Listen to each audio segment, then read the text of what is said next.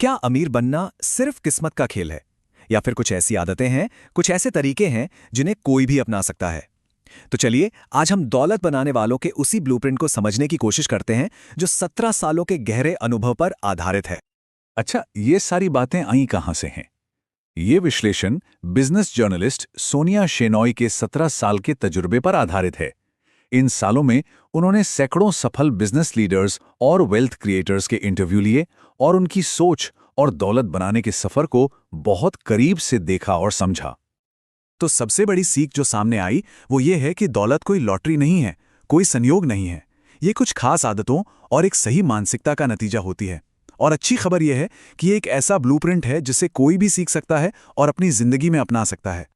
तो चलिए शुरू करते हैं इस ब्लूप्रिंट के पहले हिस्से से, जिसे हम कह सकते हैं पैसे का मैकेनिक्स। ये वो प्रैक्टिकल एक्शंस हैं, वो काम हैं जो एक मजबूत फाइनेंशियल नींव रखते हैं। इसे आउटर गेम भी कहा जा सकता है। इस आउटर गेम के आप कह सकते हैं 4 मुख्य स्तंभ हैं।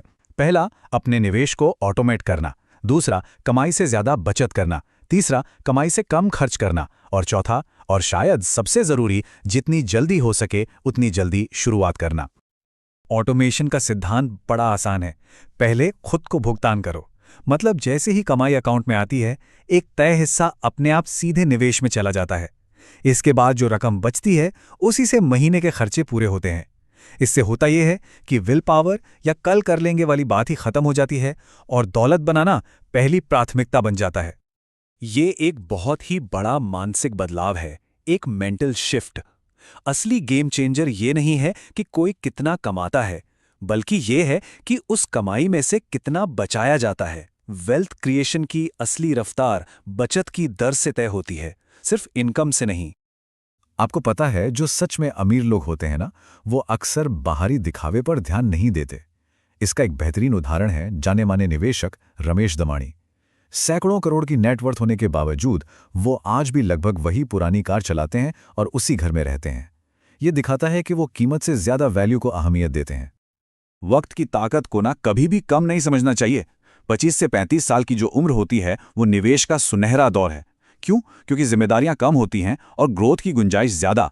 अगर ये मौका चूक गया तो 40 और 50 की उम्र में बढ़ते खर्चों के बीच निवेश करना एक मुश्किल कैचअप गेम बन जाता है। मतलब खोए हुए समय की भरपाई के लिए बहुत ज्यादा मेहनत करनी पड़ती है। चलिए अब ब्लूप्रिंट के दूसरे और शायद ज्यादा गहरे हिस्से की ओर बढ़ते हैं। ये है दौलत की मानसिकता, यानी कि इनर गेम। ये वो मनोवैज्ञानिक बदलाव हैं, वो सोच है जो दौलत को लगातार बढ़ाने के लिए बेहद जरूरी है। तो इस इनर गेम के भी 3 मुख्य आधार हैं। पहला, कमी की सोच की जगह प्रचुरता की सोच अपनाना। दूसरा, लंबी अवधि की सोच रखना, मतलब दूर का सोचना। और तीसरा, जिसे कहते हैं सिस्टम 2 थिंकिंग का इस्तेमाल करना। स्कार्सिटी माइंडसेट, यानी कमी की मानसिकता। इसका मतलब है हर चीज में सीमाएं देखना, ये मानना कि सब कुछ लिमिटेड है।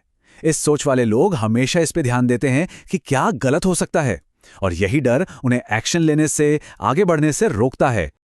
और इसके ठीक उलट है अबंडेंस माइंडसेट, यानी प्रचुरता की मानसिकता। ये संभावनाओं पर विश्वास करती हैं, अपॉर्चुनिटीज में। इस मानसिकता वाले लोग हमेशा अवसर, सीखने और ग्रोथ पर ध्यान देते हैं। वो खुद पर इन्वेस्ट करते हैं और सोचे समझे जोखिम उठाने से नहीं डरते। तो यहाँ दोनों मानसिकता के बीच का फर्क बिल्कुल साफ है।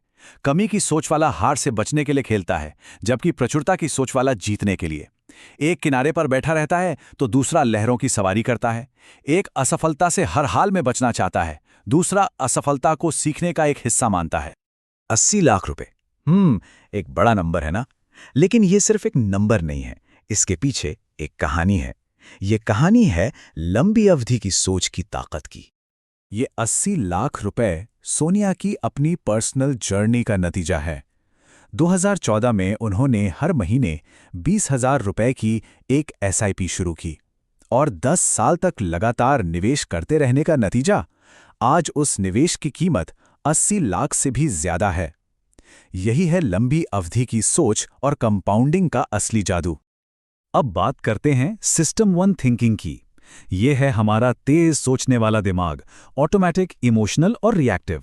जैसे किसी स्टॉक के बारे में बुरी खबर सुनकर या उसे 20% गिरता देखकर तुरंत घबराकर बेच देना। फाइनेंशियल फैसलों में ये तरीका अक्सर बहुत नुकसानदेह होता है। और इसके बिल्कुल ऑपोजिट है सिस्टम 2 थिंकिंग। ये सोचने का धीमा, एनालिटिकल और लॉजिकल तरीका है। दौलत बनाने वाले लोग अपने पैसे से जुड़े बड़े फैसले इसी तरह लेते हैं। वो भावनाओं में बहकर नहीं, बल्कि रिसर्च करके, सोच समझकर कदम उठाते हैं, खासकर तब जब बाजार में घबराहट का माहौल हो। तो अब इन सारी बातों को एक साथ जोड़कर देखते हैं, क्योंकि वेल्थ क्रिएशन का असली राज सिर्फ एक चीज में नहीं, बल्कि इन दोनों हिस्सों के सही संतुलन में छिपा है। तो दौलत बनाने का फॉर्मूला क्या है? सिंपल है, आउटर गेम के सही एक्शन और इनर गेम की सही मानसिकता। जब सही काम किए जाते हैं और सही तरीके से सोचा जाता है, तभी असली और टिकाऊ दौलत बनती है। तो ये ब्लूप्रिंट अब सबके सामने है। अब सवाल ये उठता है कि इस सफर पर पहला कदम कौन सी एक आदत होगी?